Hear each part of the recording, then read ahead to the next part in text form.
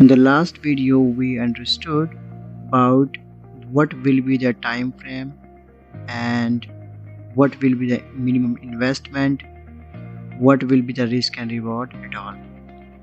So in this video we are going to learn about what are the indicators which we are going to use for this strategy. This is exponential moving average.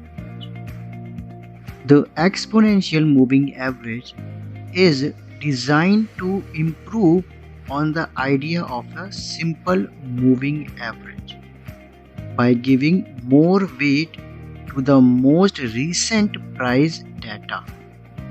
So we are going to use moving average, exponential moving average. Okay, you can say here the period should be 50, the type should be exponential.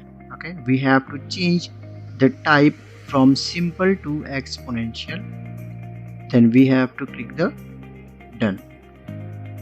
So this is the first indicator which we are going to use. This is the second indicator and the name of this indicator is super trend. As you know, the name is super trend. Okay, this is a trend following indicator.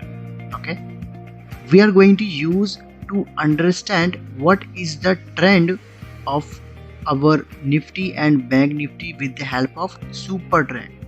We have to change some values. As you can see over here, we should write over here the period should be 12, the multiplier should be 3. Only these two things we need to change, then we will click done. This is the third indicator where we have to change these values. Period should be 14, overbought zone should be 75, oversold zone should be 25. What is RSI?